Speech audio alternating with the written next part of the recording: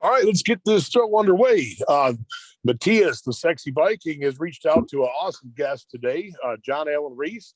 And this is the first time we've actually ever talked, John Alan. Do you go by John or John Alan, or just don't call you late for dinner? How's things work around here? Well, definitely don't call me late for dinner. For the purposes of this podcast, or for this recording, we can call me John. Here in Norway, I go by John Alan because they'll always mispronounce my full name unless they get it that I'm from the United States. And I found that shortening everything down to just John Allen and dropping my last name kind of covers it. So you can just call me John. That's good. Okay, it sounds good. Well, Yeah.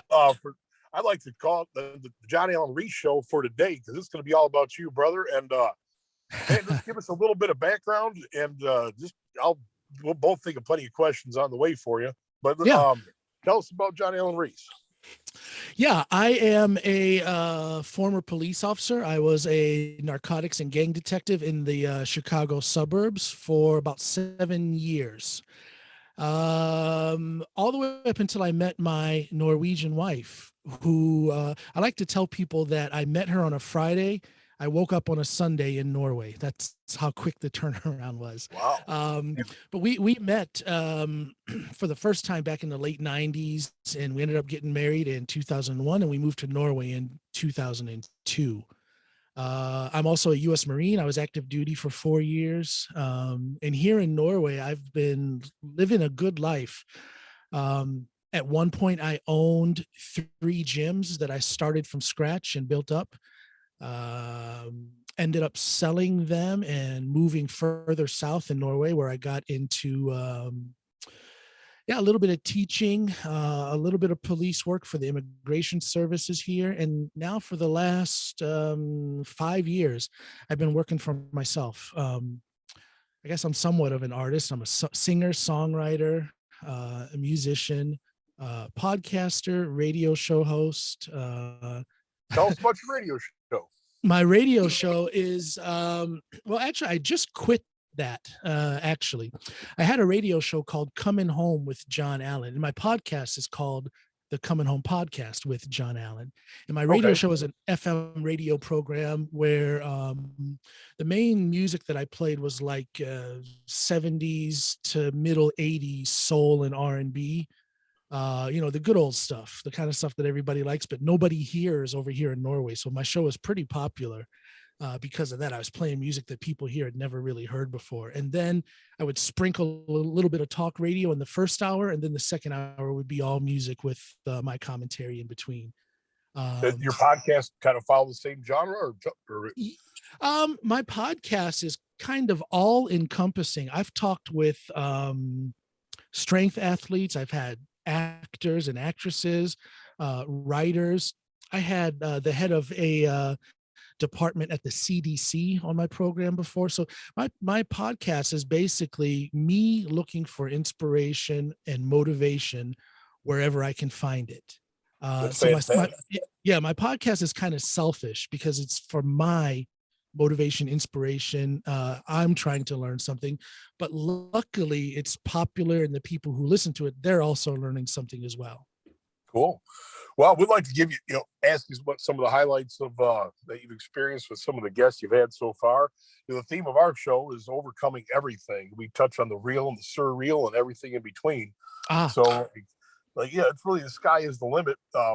Most of our guests up to this point have been former NFL football players, high-level power lifters, things of that nature, and you bring some kind of new to the table.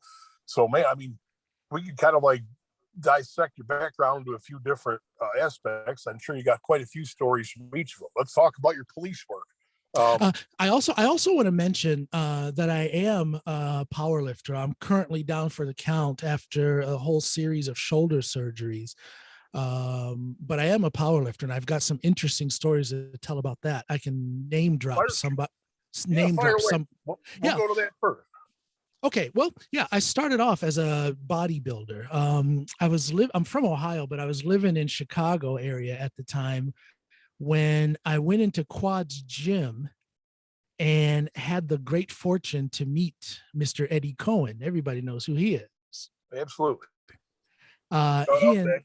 Yeah, he and I became very good friends, and I actually had the pleasure of training with him and his crew, and that was the foundation of me getting into heavy squatting and deadlifting. I always benched on my own, but my squatting and deadlifting, I owe that to Ed and his crew. And peripherally, I owe being in Norway to Ed because it's Ed's girlfriend, Hege, who is Norwegian, who introduced me to my wife.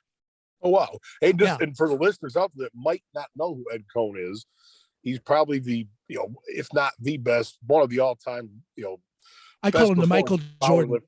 I call Yeah, him the Michael Jordan of powerlifting. yeah, he's been featured in Sports Illustrated. I remember in his heyday as a 220-pound athlete.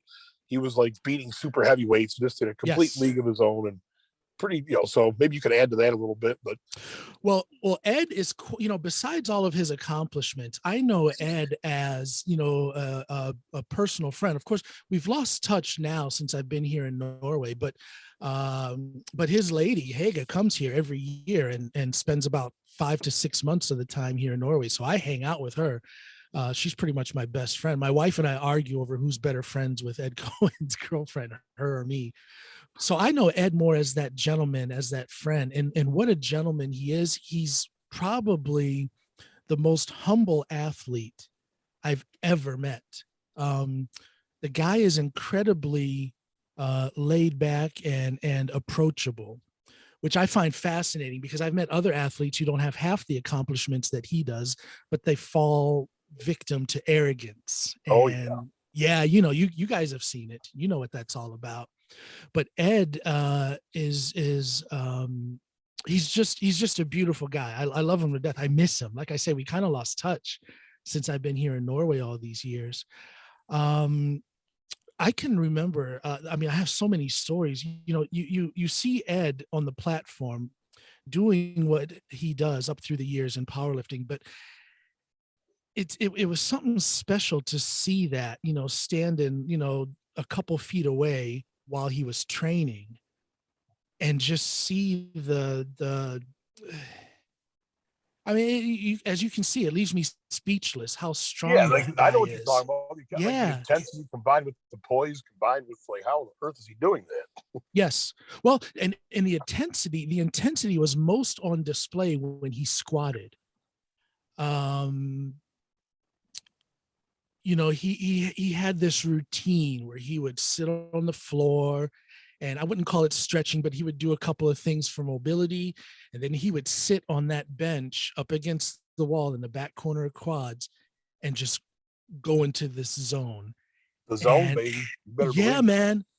And he was in that zone before and during his warm-ups as well. I mean, you hear him, he's quoted very often as saying that you have to approach your warm-ups and your light weights the same way you do your heavier weights. And boy, From the great Ernie Franz.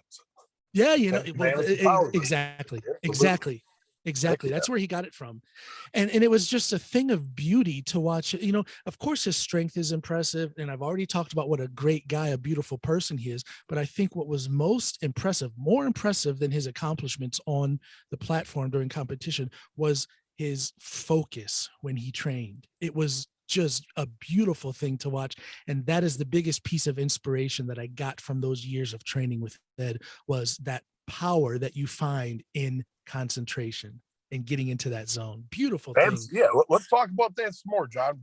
Yeah. But a common theme that we keep uh, coming to on the show is the power of words, the power of beliefs, man. And Yes. it is kind of hard to explain what it takes to get into that zone. We all know it, we see it. Those of us that have been there know exactly what it is. And Oh yeah. like anything, with practice and with consistency, you get better and better at it. Is there anything you can share, that might help some of the listeners understand what it takes to get in that zone, and then maybe expand on your thoughts of like the power of words and the power of belief? Yeah. Um, it takes a lot to get into that zone. It's not something you can just snap your fingers and do. It's something that comes with experience. Um, I doubt that Ed had that focus the very first time he started working out. It's something that you grow into. For me, um, Yeah, for me it comes from that first time when you kind of realize that, hey, if I put in the work, I'm going to get results. And sadly, that's something that a lot of people don't realize. Forget about working out. I'm talking about life in general. A lot of people don't understand the concept of struggle. In other words, you have a task in front of you. You have to have a plan to reach that goal, and you have to have the strength and the discipline to keep your focus to implement that plan, and then stay online until you reach that goal. And then when you reach that goal, you're not done. Now it's time for new goals. So that's the kind of stuff that I take out of powerlifting and apply it to my regular life. I don't know what it takes to get that kind of focus. I don't know what it takes to get that kind of drive. I can only say that I got that degree of focus and that discipline and that drive. I got it after I've been lifting weights since I was 11 years old. I'm 52 now. So that's a lot of years of experiencing the results after putting in the work. Oh yeah, sure is. You know what I mean? And then it just feels good to have these goals. I have long-term goals for powerlifting. Even at the age of 52, I'm still getting stronger, especially with my squat. Awesome. And I have short-term goals. And I think the most value is in those short-term goals, because then you have a consistent winning experience. Well, I was watching a little interview last night with Kobe Bryant, and he talked about a number he had. He's a freshman in high school or something like that, 24. Yeah. I don't even know what number Kobe Bryant was in the NBA, but he said 24 was his favorite number because every time he looked at it, it reminded him how valuable today is. You got 24 hours to be the best gosh darn person you can be. Yes. Whatever it is you're setting out to be, we all got 24 hours each and every day. So what are you going to do with those 24 hours? Yeah, and I think that a lot of these people, people like Ed Cohen or Kobe Bryant, all of the athletic greats and probably all of the business greats, they probably to a certain degree are never satisfied with themselves. Because again, I say this, when you reach a goal, some people are satisfied, but some people just make a new goal that's even more difficult. So there's a special kind of drive that you have to have for that. And I think you have to not be satisfied with certain aspects of yourself to keep pushing for more, experiences that'll make you stronger physically, mentally, emotionally, that will then put you in a better position from which you can help your friends, your family, and yourself. It's a constant search for self-improvement.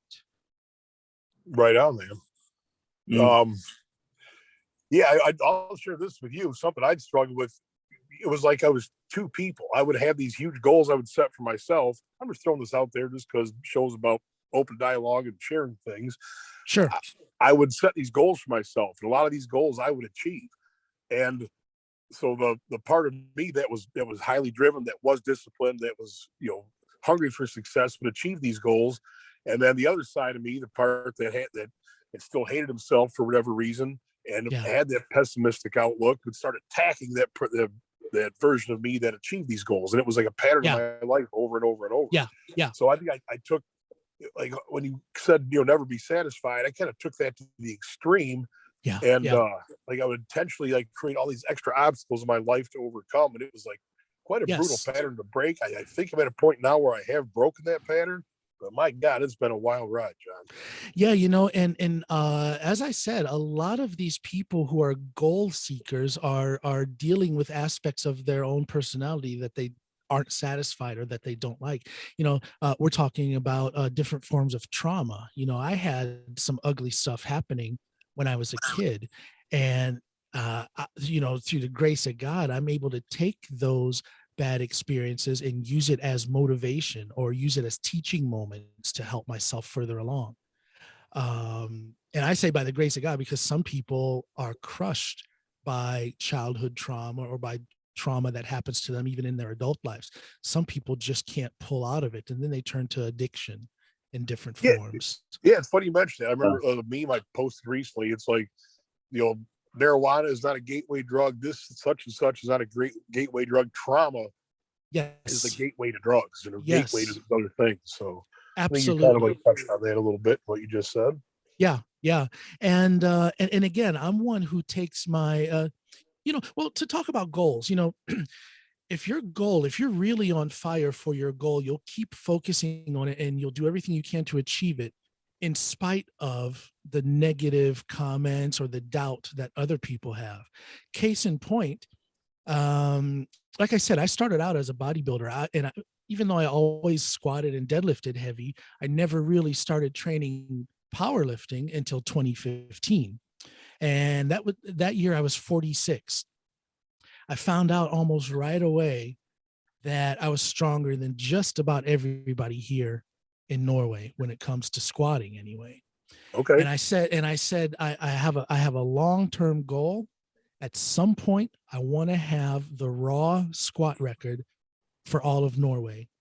And I finally did that the year I turned 50. And people thought I was crazy.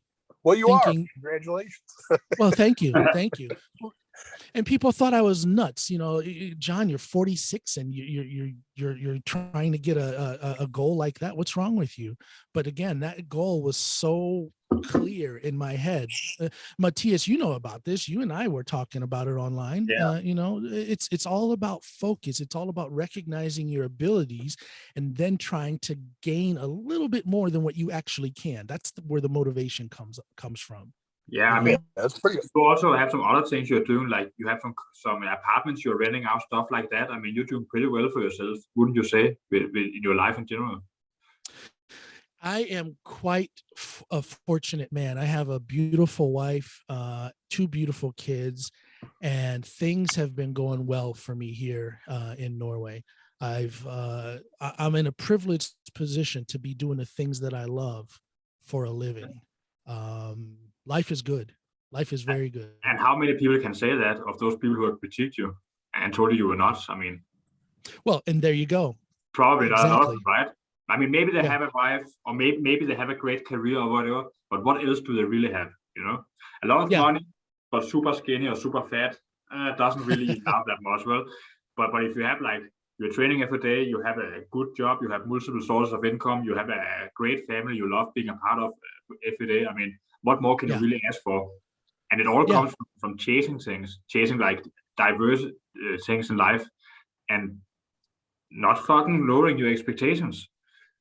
Well, it's about chasing, but it's also about enjoying the reward when I reach that goal. I Yeah. say whenever I reach a goal, I try to reach a bigger one, but I will also take a minute and breathe in the air of that success, because that's fuel for the next thing to come. So I think that appreciating one's situation in life when one has it well is very important. A lot of people forget how good they have it. They forget even about the work that they did to get to this good place. And then that can lead to a never ending sense of dissatisfaction. And then that's no way to live. So you got to brother, stop. You got to stop and That's you a got to great stop way and to smell die the out. roses. Yeah. I mean, it's not just lifting a heavier weight or setting a record. It's getting up at 6 a.m. every morning, having breakfast by 7, going to the gym by 8, whatever it is you do, like all those things done right all the time, and growing into the person who can not only achieve the goal, but keep performing in that way, and growing in other ways as well, and not just have that one thing you're fixated about and blowing up your ego up all the way, maybe getting there, maybe not, and then just washing out because you did it wrong. Well, one of the things that I did that I think really propelled me towards living a life of positivity is joining the U.S. Marine Corps. I got to tell you, when I was finished with boot camp, I quite humbly, I wasn't arrogant, but I was humble. But at the same time, I knew I can do anything I want. Mm-hmm. If I put my mind to it, I can do it. And I've lived with that lesson for every single day of my life since then. So that's a big factor in my life, that sense of accomplishment and staying humble, but at the same time, knowing what I'm capable of and not being afraid to shoot for things that I'm not quite capable of, but I will grow into. Yeah, it's huge, brother. Definitely. That's what it's about. Hey, John, I got a question for you. Tell us about when you moved to Norway. Tell us about launching those gyms. I'm assuming the general, fitness center gym culture is a bit different in Norway than it is in the States. I could be wrong, but it sounds like you had a great time doing it. You said you opened 3 clubs and you sold all of them off, correct? Yes. It's quite different here in Norway. Now we're living down in the southeastern part of the country, so it's pretty heavily populated here. Oslo is about 45 minutes away, but where I opened my gyms was way up north in the Finnmark region. And if you look on a map, it's a huge area that is, there's hardly anybody up there. So this was a big, wide open area where there were no gyms. There just weren't any. And that includes the district next to Finnmark, which is called Troms. There just weren't any gyms in that area. So I saw the opportunity. And again, going back to my experience in the Marines and also as a police officer, that, where I have the confidence to be able to do anything I want to do. And I had never been a business owner before this, but I saw the opportunity and I just jumped in it. I had a good business plan that I pitched to a local bank. I got the financing for some equipment and I was off and running. I opened the first gym and then I saw another opportunity to open the second one, about a 2-hour drive away from the first one. And then I saw the opportunity to open the third, about a 4-hour drive away. But again, this is all in the same region of Norway, but you see what kind of distances I'm talking about when one of those gyms was 4 hours away from where I lived. Yeah. What were you able to charge for memberships in Norway? What was that generally like? Roughly the equivalent of about $50 a month. Okay. Yeah. Cool. And then to make it really profitable, you've got to get into the little niche things, like when Zumba first came out. I was the first one to bring Zumba. I'm actually a certified Zumba instructor. I'm not ashamed to say. That is cool. I was the first. Do a Zumba class if you're teaching it, no doubt. Believe me, you'll have a good time. I do not wear a pink leotard though. So. I'll wear one. I cannot imagine you do this Zumba. So I was the first one to bring Zumba to that part of the country. I was one of the first in the entire country. So you have to think of those things to bring a little bit more attention to what you're doing if you're going to be successful in the gym branch here in Norway. But I did it, and in the end, it got to be so much work. As you can imagine, just the traveling alone was a lot. And I had my wife, and we had 2 small kids at the time. And it got to be too much. My wife wanted to move down south where there was a better work environment for her. And I figured, okay, I've done this. And we sold our house, sold the gyms, and moved down south. Cool. I do have relatives in Oslo. I don't know exactly their names or where they live, but side note, there you go. Maybe I'll probably reach out to a couple of my relatives and figure out who they are. Maybe I'll have you connect with them and say hi or something like that. It's a small world.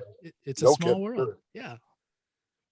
No, so life is good here in Norway. It's been full of a lot of struggle, but again, I thrive with that struggle because it gives me opportunities to test myself. It gives me opportunities to experience accomplishment again. And of course, some things don't go well, but that's also part of the learning experience. Heck yeah. Live and learn. Gosh darn. Absolutely. Amen. Yeah. Well, what you tell us about some of your lifting numbers? We didn't really get into that at all. I just know that you're strong, but let's put some numbers to it. Yeah, that squat record is what I'm most proud of. That's raw with sleeves, IPF rules, IPF depth, hint, hint.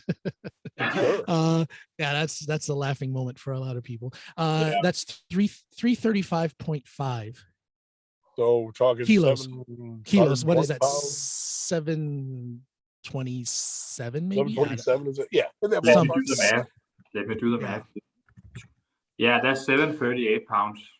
But I do have 350 and 347 and a half in other competitions, but it wasn't certifiable because it has to be at a regional level or above. Yeah. And this was your PR is, the record book states your PR is 350 kilos, correct? 7 pounds. Yeah. Fantastic, man. That's huge. Awesome. That's pretty big. So that's what I'm most proud of. And I mentioned kind of in passing, I've had a series of shoulder surgeries. I've had 9 shoulder surgeries. You want to talk about holding focus and staying motivated. I've had 9 shoulder surgeries. And I guess you could say that my entire powerlifting career from day one in 2015 and all the way up until now, I've just been dealing with this shoulder issue. I think my highest competition bench was, did I get 195? I believe 195. And now I bet you I couldn't even bench 30 kilos. Right. So 195 is like 420 pounds or something like that. Something like that. Yeah. No, 439. Okay. Yeah. There you go. Oh, even better. Yeah. There you go. Short change you a little. Yeah. No, but I have. Sorry, don't do that. I have several training lifts that were much better than that, but injuries and all that stuff, it's kept my competition bench numbers down. Same thing with deadlift. My highest competition deadlift is only 287, I believe. So, but I can be 600. Yeah, That's more than 630 600. maybe. Yeah, something like that. I think 272 kilos is 600. Yeah. Yeah. Okay. Do you say 288 kilos? Okay. Yeah. Was that what, No, 287.5. I think it's 2. Yeah. That is so no big competition numbers for my deadlift or for my bench. Ernie Lillybridge Senior here. He is an instant metric to English calculator. But we all have our talents. 632.5 pound deadlift. Yeah. Just did the math over here. Would you say, in a way, with all the injuries that, I mean, people always talk about getting strong. You have to lift heavy. You have to train this muscle, that muscle, and there are these ways to train the muscles scientifically and all that. But in a way, when you're injured, just finding a way to train that the injury can handle and improving that injury entails a lot of work that will also carry over to the 1 rep max in the long run, in a way. Well, absolutely. You know, I'm a walking testament to that. With all these shoulder problems, I haven't been able, except for in competition, I have not been able to train a competition squat, with a straight bar since 2017, 2018. Mm-hmm. So that means that from that time all the way up to and after me setting that squat record, I was training squats with an SSB bar, safety squat bar. Mm-hmm. Yeah. That's the part that kind of tries to fold you over and half, or how to say it, like pull you forward in the bottom, and it's harder for your inner thighs and your quads, and you really have to push your upper back against it. Yes. I've used it a little bit, and I found with my spine injuries, the weak points were also the points that bar actually hit harder, and it also improved my injuries. So it's like 2 for 1. Well, what I would do is I would train, I might train for all depending on how much time was in between the competitions, maybe a 14-week training cycle with nothing but SSB, right? Mm-hmm. And then maybe 5 days, my last training day before the competition, that's when I would put the straight bar across my back just to make sure I had an idea of what I was capable of opening with. And then I would just take it from there. So that's quite a unique way of training and yet still being able to set a national record here. Yeah, you got to work with the tools that you have. That's for sure. I doubt that would be the ideal method, but it worked for you. You weren't wrong. Exactly. Well, and I'll put it to you this way: if I were capable of properly training my squat, well, good Lord, the sky's the limit. I don't know what I could have done, but it could have been significantly more than 335.5. Gotcha. Yeah, that's a good overcome, man. It's for sure. Like I said, you certainly weren't wrong. There's a will, there's a way, and you figured it out, man. That's pretty cool. It's all about that focus. We got to be coming up on our little break here. Yeah. Okay, let's take a quick break, and we'll pick this up in just a minute. John, it's really awesome so far, brother. Thank you. Great man. So we'll pick this up in just a minute here.